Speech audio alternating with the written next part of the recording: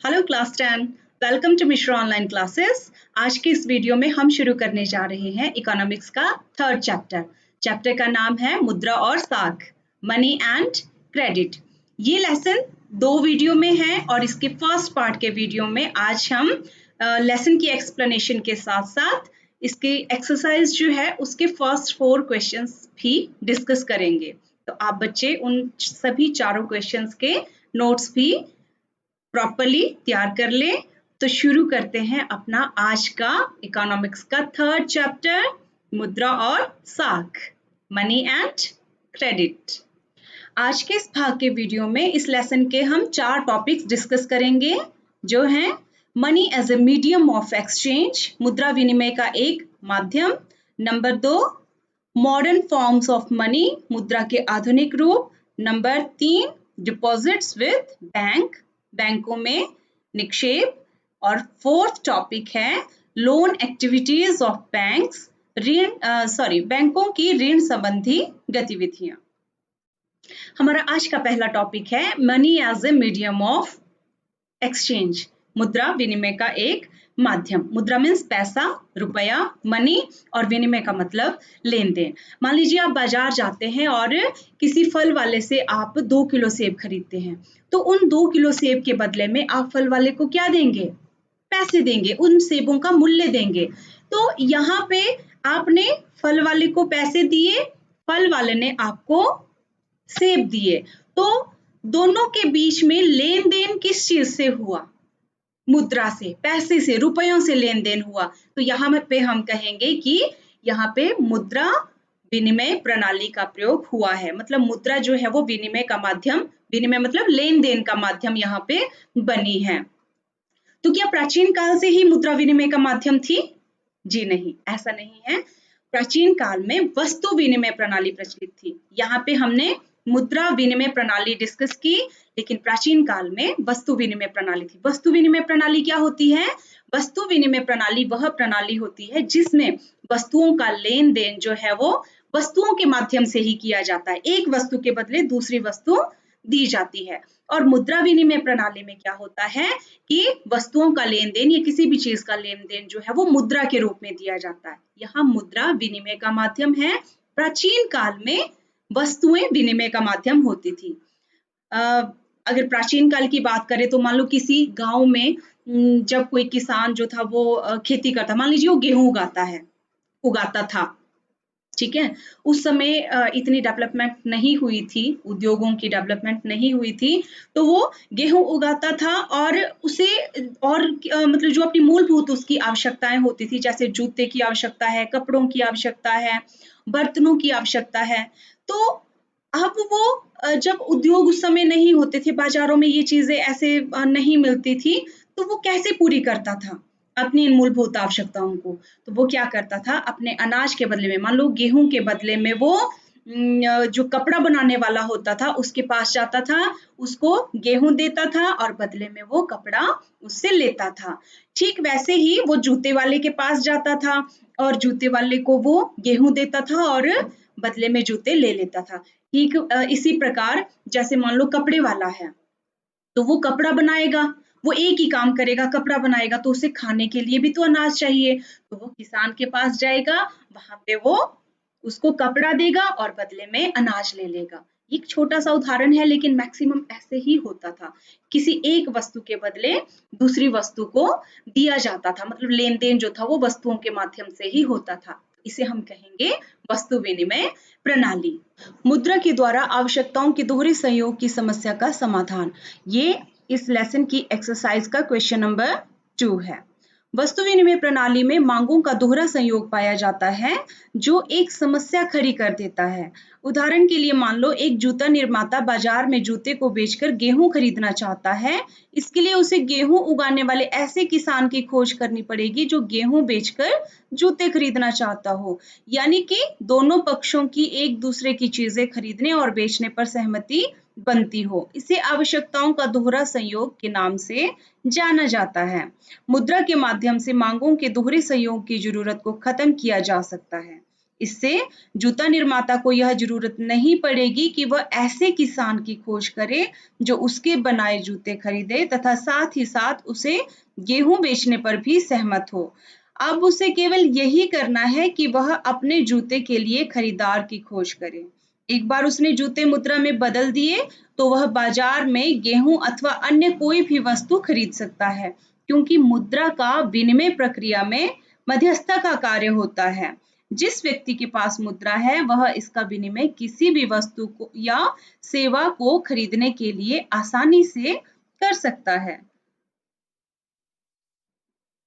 Solving the problem of double coincidence of wants by currency. In the barter system, double coincidence of demands is found, which creates a problem. For example, suppose a shoe manufacturer wants to buy wheat by selling shoes in the market.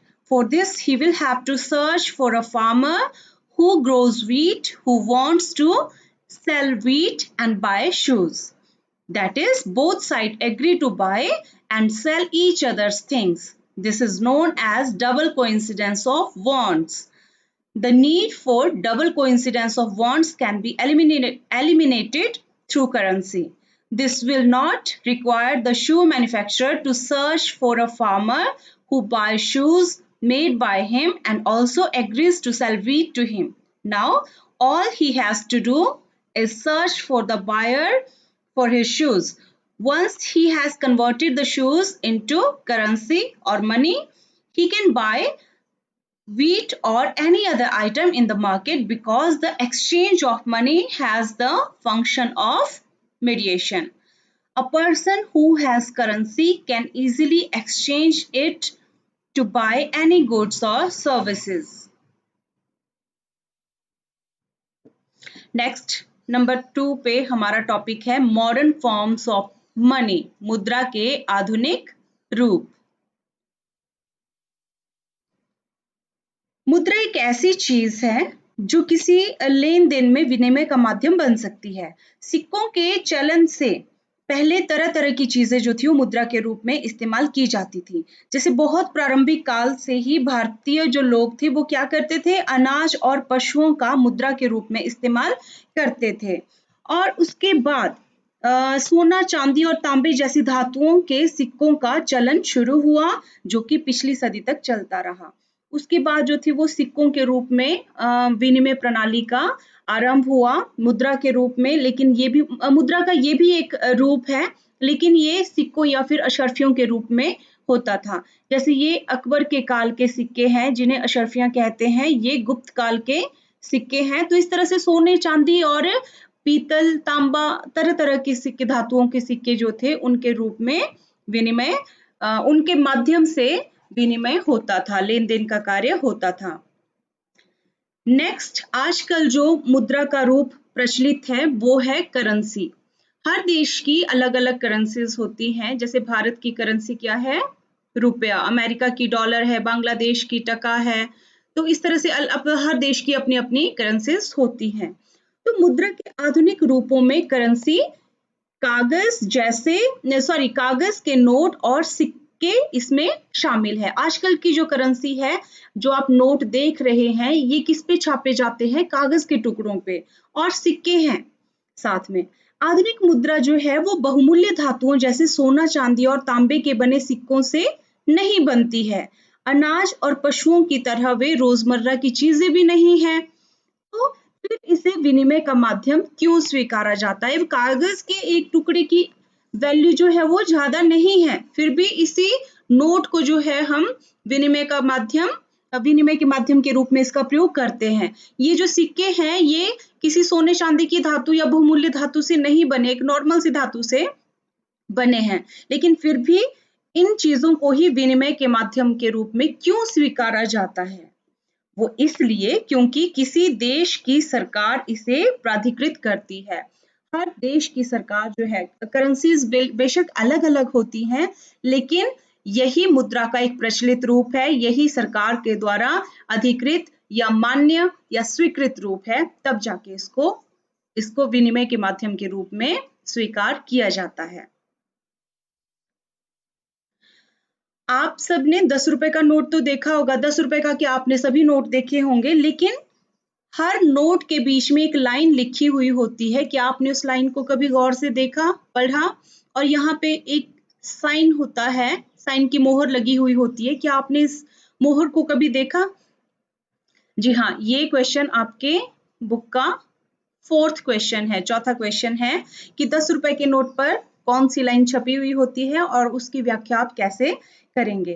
तो यहाँ लिखा होता है कि मैं धारक को 10 रुपए अदा करने का वचन देता हूँ, गवर्नर, केंद्र सरकार द्वारा प्रत्याभूत।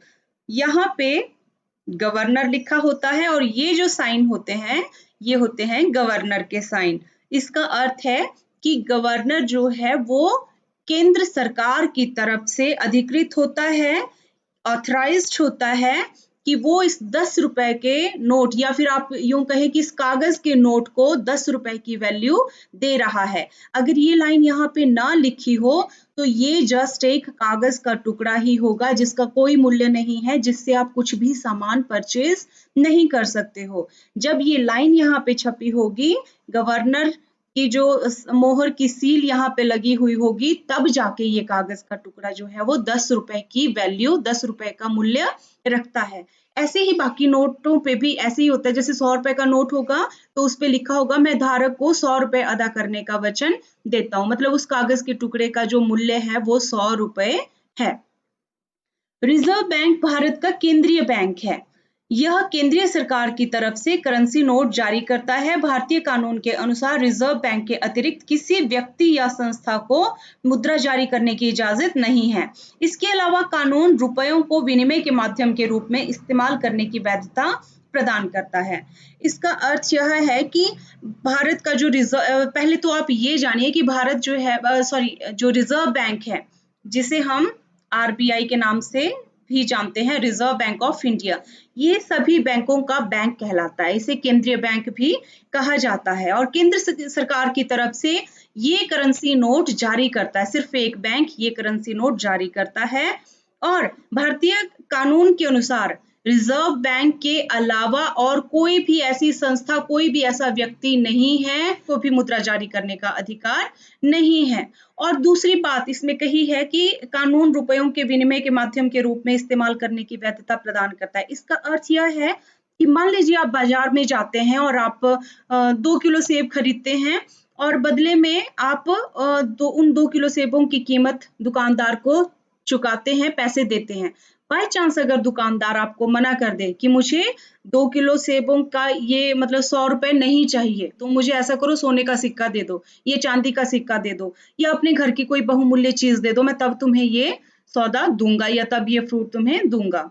तो इस स्थिति में अगर ग्राहक उस दुकानदार की कंप्लेंट कर देता है तो उसे सजा भी हो सकती है दुकानदार को, क्योंकि कोई भी दुकानदार, कोई भी विक्रेता आपसे पैसों के अलावा किसी अन्य चीज की डिमांड नहीं कर सकता, क्योंकि रुपए या फिर जो मुद्रा है या रुपए हैं उनको ही लेन देन के लिए कानून के द्वारा स्वीकृति प्रदान की गई है। The 10 rupee note reads, I promise to pay the holder Rs 10 rupees 10 governor, guaranteed by central government. The Reserve Bank is the central bank of India. It issues currency notes on behalf of the central government. As per Indian law, no person or entity is allowed to issue currency other than the Reserve Bank. In addition, the law provides for the legitimacy of using money as a medium of exchange. हमारा next third topic है deposits with bank, बैंकों में निक्षेप, हिंदी में इसे निक्षेप कहते हैं और English में deposits.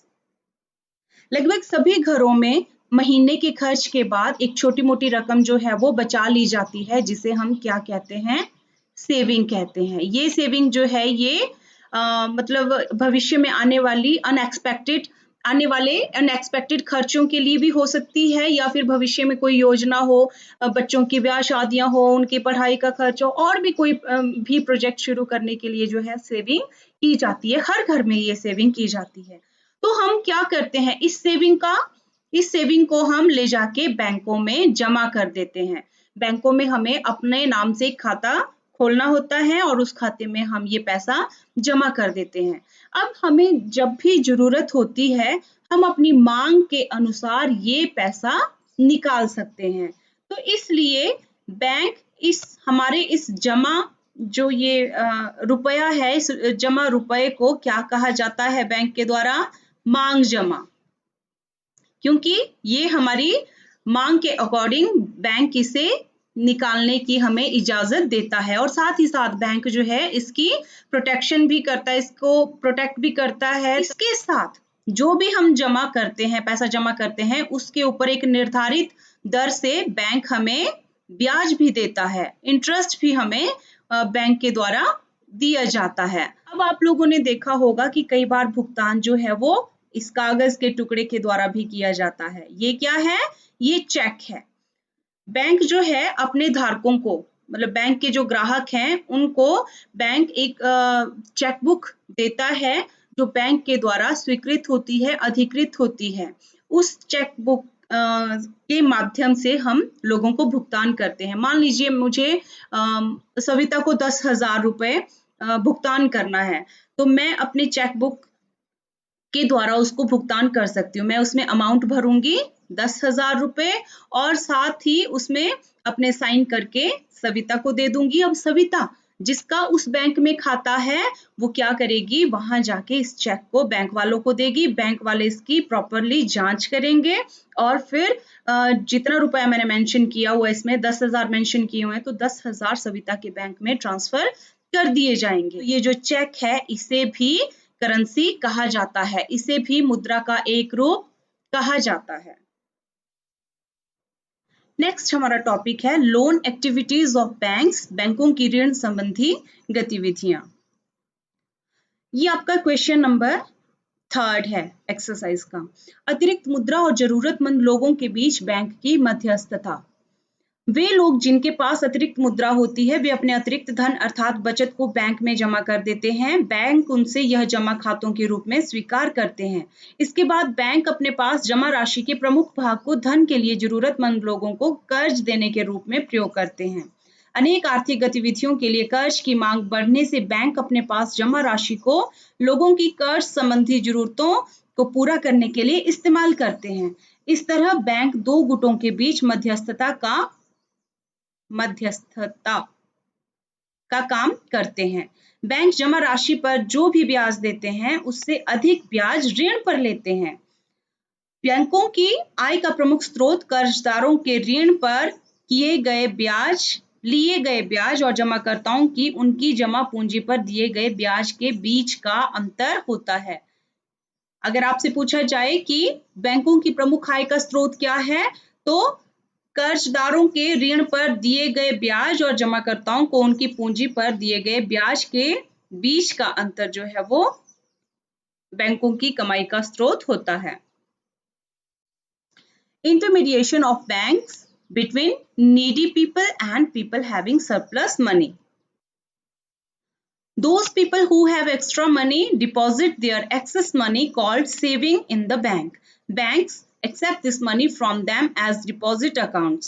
Banks then use the major part of their deposits as a loan to the needy people for funds.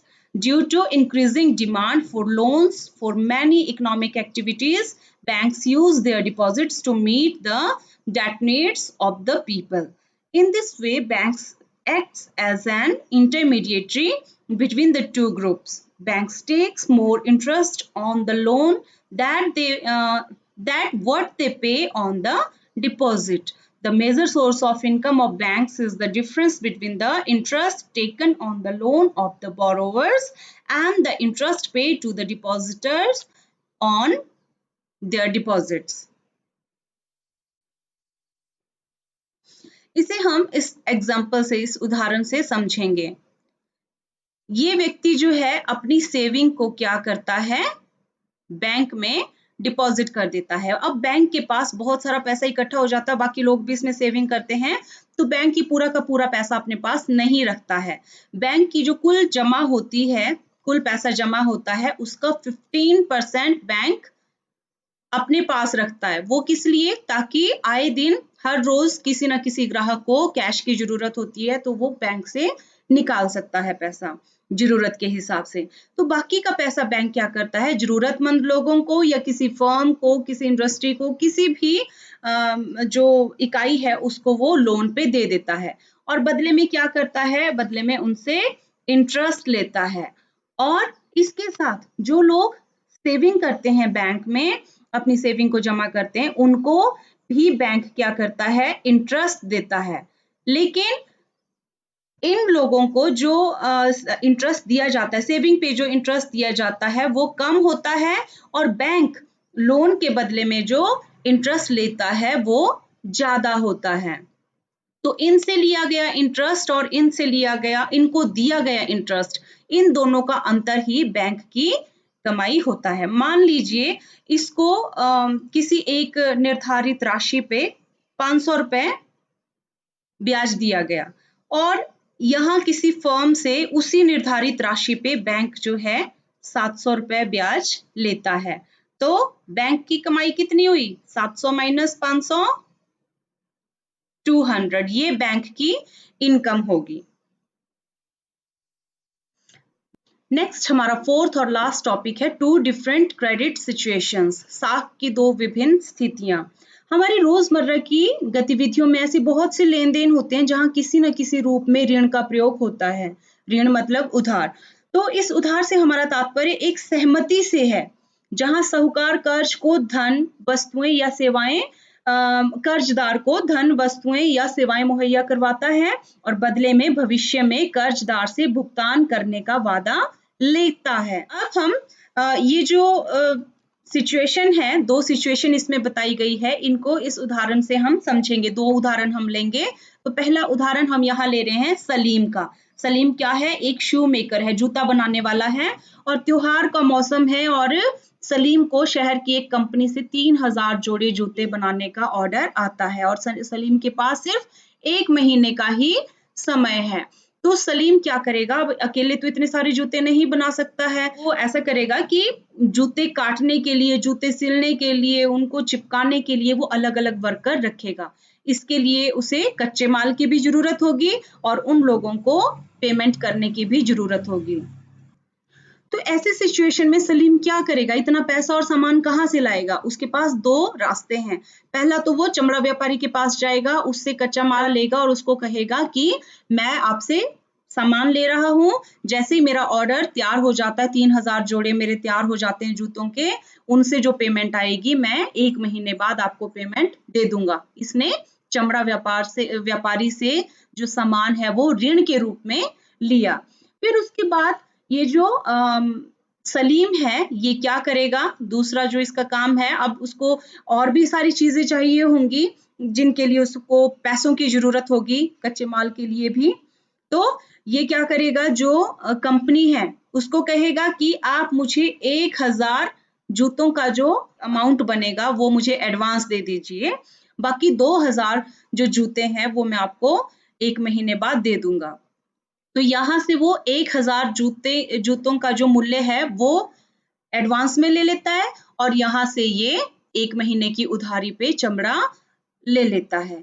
तो दो तरह से सलीम जो है ऋण लेता है। इससे वो क्या करता है? इन लोगों को भी पेमेंट करता है और साथ ही कच्चा माल भी खरीदता है और इस तरह से वो निर्धारित समय पे अपना ऑर्डर पूरा करके ये जो फर्म तो नहीं पर जो कंपनी है इसको दे देता है 1 महीने बाद।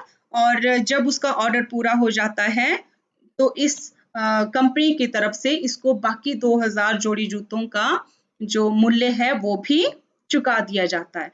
तो इस तरह महीने के अंत में सलीम जो है वो काफी सारा पैसा बचा लेता है। इस पैसे से वो सबका भुगतान भी कर देता है, चमड़ा व्यापारी को भी भुगतान कर देता है और साथ ही साथ अपने लिए भी बहुत सारी सेविंग वो कर लेता है।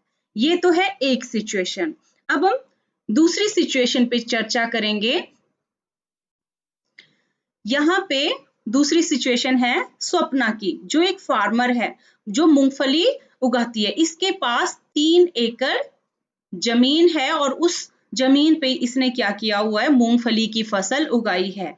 तो इस मूंगफली की फसल को मतलब उगाने से लेकर मूंगफली प्राप्त करने तक का जो जितना भी खर्चा है उसके लिए वो क्या करती है, एक साहूकार से लोन लेती है और उस लोन से ये जो भी इस पे जो खर्चा होता है उसको पूरा करती है।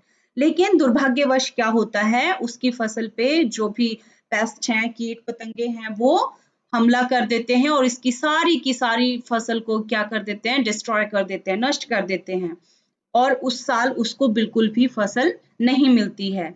लेकिन स्वप्ना क्या करती है, अगली बार फिर से वो कर्ज लेती है, दोबारा कर्ज लेती है, दोबारा फसल बोती है, लेकिन इस बार भी उसे फसल अच्छी नहीं मिली। तो इस करके अब जो पैसे उसने साहूकार से लिए हैं उनकी भी भरपाई करनी पड़ेगी। तो इसके लिए स्वप्ना को क्या करना पड़ता है, अपनी जमीन का जो एक हिस्सा है वो उसे बेचना पड़ता है और इस तरह से स्वप्ना को इस ये जो ऋण है इससे कोई भी लाभ प्राप्त नहीं होता है। तो ये है दो तरह की सिचुएशन जो आपने अभी देखी, एक सलीम की और दूसरी स्वप्ना की। तो अधिक जोखिम वाली परिस्थितियों में कर्जदारों के लिए जोखिम, ये एक्सरसाइज का क्वेश्चन नंबर 1 है। अधिक जोखिम वाली परिस्थितियों में जैसे फसल बर्बाद होने के कारण, आग से संपत्ति नष्ट होने, दुर्घटना आदि होने के कारण ऋण व्यक्ति को अपने जाल में फांस सकता है। उदाहरण के लिए आपने अभी स्वप्ना का एग्जाम्पल देखा, साहूकार से वो ऋण लेती है इस उम्मीद पर कि फसल तैयार होने पर कर्जा वापस कर देगी, लेकिन कीटनाशकों के हमले में फसल पूरी तरह से बर्बाद हो जाती है। उसके लिए कर्ज की अदायगी असंभव हो गई। ऋण ने स्वप्ना की कमाई को बढ़ाने की बजाय उसकी स्थिति बदतर कर दी, उसे अपनी जमीन को बेचना पड़ता है। अतः ऋण कर्जदार को एक ऐसी परिस्थिति में धकेल देता है जिससे बाहर निकलना बहुत कष्टदायी हो सकता है और कई समस्याएं खड़ी हो सकती हैं। इन परिस्थितियों में ऐसे कर्जदारों को अपनी जमीन के टुकड़े बेचकर कर्ज की अदायगी करने पड़ती है। ऐसी परिस्थितियों में जोखिम और अधिक बढ़ जाता है क्योंकि ऋण की अदायगी अच्छी फसल होने पर निर्भर करती है, जो आगे वर्षा की अच्छी मात्रा, अच्छे बीज, तकनीक, कीटनाशक, रासायनिक खाद इत्यादि तत्वों पर निर्भर करती है। इस प्रकार के ऋण किसान को ऋण जाल में फंसा देते हैं। In high-risk situations such as crop wasting, property damage due to fire, accident, etc., the loan can trap the person. For example, Swapna takes loan from the moneylender on the hope that the crop will repay the loan when it is ready, but the crop is completely ruined due to pesticide attack. It became impossible for her to repay the loan. The loan made Swapna's situation worse rather than increase her earnings. She has to sell she has to sell her land. Hence, the loan pushes the borrower in a situation that can be very painful to get out and can cause many problems. In such circumstances, such borrowers have to repay the loan by selling their land pieces. In such circumstances, the risk is further increased. Since the repayment of loan depends on having a good crop, which further depends on the good amount of rain, good seeds, technology, pesticides, chemical fertilizers, etc. Thus, these types of loans trap the farmer in the debt trap. तो ये था आपका आज का topic. कल इस lesson के दूसरे भाग के वीडियो में आपसे फिर मिलेंगे। तब तक के लिए हैव अ गुड डे।